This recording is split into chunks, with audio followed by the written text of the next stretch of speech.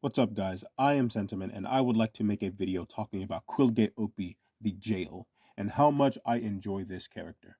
As I've mentioned a few times, I'm technically an anime-only viewer, so along with the rest of the anime-only viewers, I was introduced to Quilge for the first time when he was shown in trailers, and from his first appearance, I was super curious as to his abilities and character.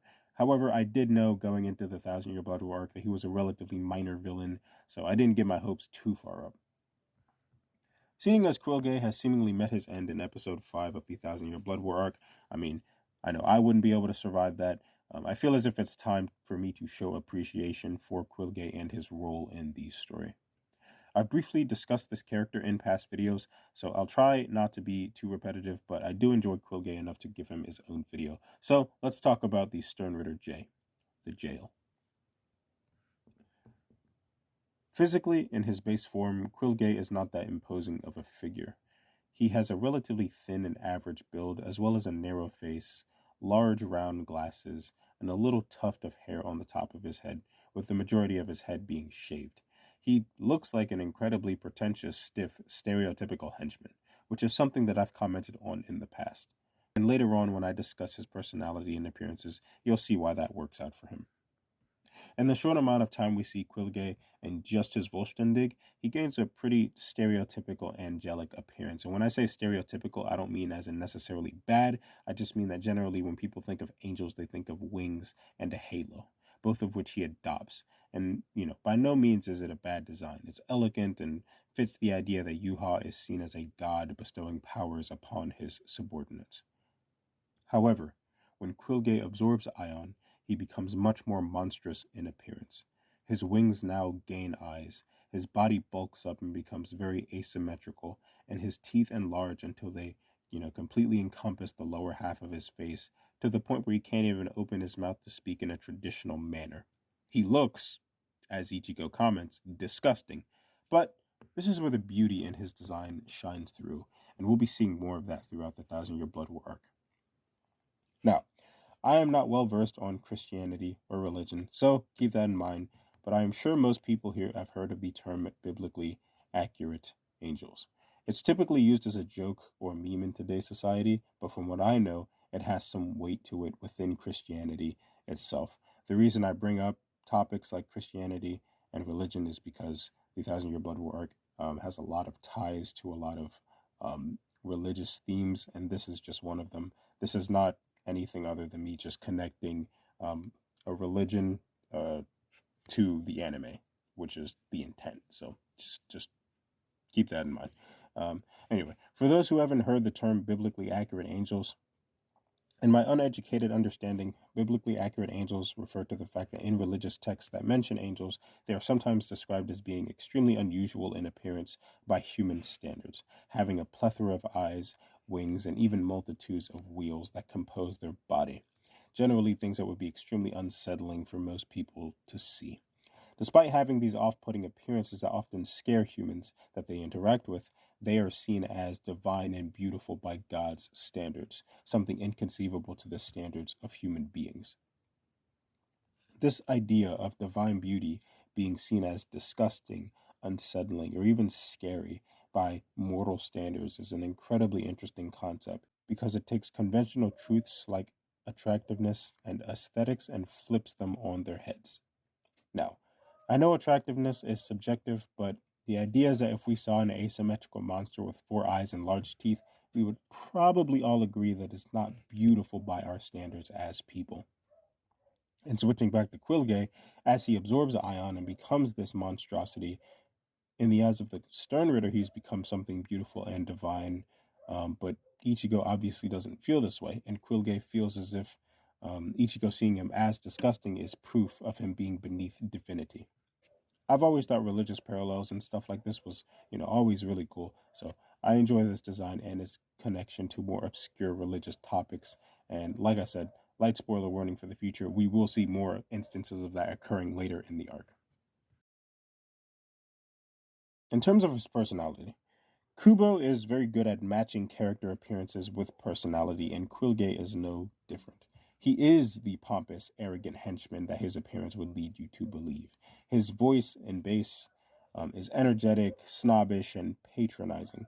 His mannerisms are exaggerated, and he stands back and watches as his own subordinates are cut down while easily being able to help them.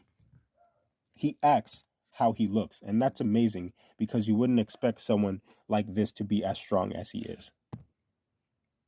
Now, keep in mind, Quilge in the long run is not super powerful, but the combat ability that he does have is in stark contrast to how he looks. In one of his first appearances, he is confronted by Loli and Menoli, two of Aizen's Arangar, and he dispatches them in a more efficient and masterful way than his appearance would lead you to believe, and later on he's shown to be able to off-screen the Trace Bestia in just his base form. Quilge, no matter how you look at him, is a soldier, and the idea that this arrogant douche had to undergo intense physical training to get to the point where he is incredibly interesting and adds a nice layer of depth to him and all the Sternritter for that matter. Unlike the Espada, the Sternritter are enhanced human soldiers that have a militarized system. All of them have been combat trained, unlike the Arankar, who were more or less fighting with their natural power and instinct. Pairing this background information with Quilge creates a really compelling character, and while it would never happen, I'd be interested in seeing Quilge's backstory. When it comes to his place in the story, Quilge is a threat, but not to the degree of someone like Asnod, for example, who's out here taking out captains. Quilge's role in the story isn't to be this large, in-depth Ukiora Aizen powerhouse, no.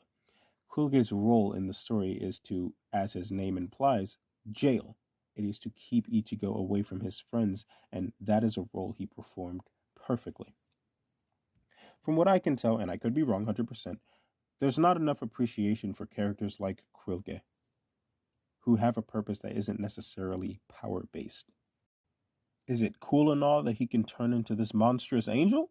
Yes, of course, but that's not what he's there for. Yuha told him to keep Ichigo from getting to the Soul Society even at the cost of his life, and Quilge dedicated his last breath to doing that.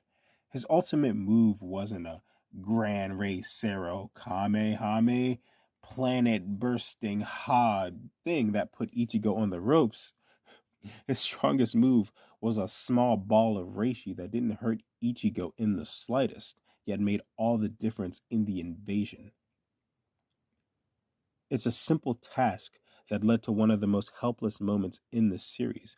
Bankai Ichigo, trapped in the Garganta, being forced to listen over the phone as Rukia tries to reassure people that he will arrive while Shinigami are dying. Ichigo is helpless. Getsuga's slashes all having no effect. All of that was because of Quilge, because that was his role. It wasn't to be stronger than Ichigo. It wasn't to beat Ichigo. It wasn't to kill Ichigo, nor did he even really come close to any of those. It was to simply stop him from getting from point A to point B, and he didn't have to be the strongest to do that. As I close up, I will say that if you've listened to me in the past and continue to do so, you'll probably see me advocating for characters and weapons that aren't the strongest. And that's not because I dislike big caveman explosions or because I'm quirky. I think Yamamoto's Bankai is like the coolest thing ever. He has the best set of abilities in Bleach by far, in my opinion. But I try not to let my enjoyment of these larger scale fights make me completely disregard characters who serve other roles, which is something that I tend to see some others do. Not everyone, just some people. Uruhara is a great example of a character that isn't strong or flashy in a traditional sense, who I am working on getting to know better because I realize he serves a different role. That just goes to show I'm not impervious to that mindset myself. And my goal with these videos isn't to talk down on people or grandstand. It's simply to give characters that I don't see many people talking about more credit and open more people's minds to appreciating characters who aren't that strong in the long run. I started out anime watching Naruto, so maybe I'm traumatized from that. That fan base is super fanatical about power scaling, and you'll find a lot of people in that community who judge a character based on power alone. And it was always super sad to see. So, going into Bleach and creating a platform, I've enjoyed looking at characters like Quilge, who appear relatively briefly, to show some appreciation for where they fit in the story. And that's all I want others to do as well. Anyway, I hope you guys enjoyed. We have reached the end. I am Sentiment, and I suppose that is my cue.